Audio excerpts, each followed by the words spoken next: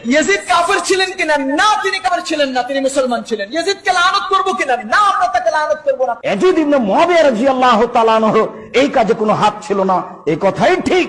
ইয়াজিদকেও আমরা খলিফা মনে করি, ইয়াজিদ তো কাফের না। আমরা অনেক সময় ইয়াজিদকে একেবারে কাফের পর্যন্ত বলে ফেলি। যখন ইয়াজিদের সামনে উপস্থিত করা হলো হোসাইন রাদিয়াল্লাহু তাআলা আনহুর মাথা, ইয়াজিদ কাঁদতে থাকে। ইয়াজিদকে কাফের বলা, এটা বিদাতিরা কাফের। ইয়াজিদ সম্পর্কে আমাদেরকে জানতে হবে, জরুরি নাই। আমরা তাকে কাফেরও মনে করব না, যে ইয়াজিদের ব্যাপারে আমরা চুপ থাকবো। ইয়াজিদ ইবনে মুআবিয়া একজন সালেহ নেককার মানুষ, একজন ন্যায়পরায়ণ শাসক। তিনি প্রকাশ্যে মদ খেতেন, নামাজ পড়তেন না, এগুলো মিথ্যা।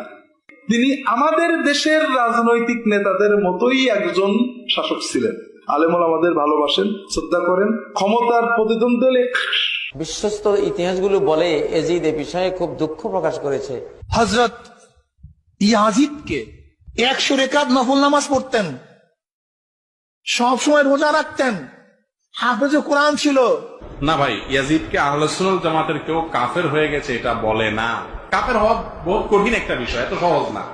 তবে হ্যাঁ, সে নবী সাল্লাল্লাহু আলাইহি সাল্লামের কলিজার টুকরাকে হত্যা করে আমাদের সে হত্যা করেছে, দুঃখিত, এটা তো আর চূড়ান্ত না, তার লোকজন হত্যা করেছে, সেজন্য তার লোকজন আমাদের কাছে ঘৃণিত, এতে কোনো সন্দেহ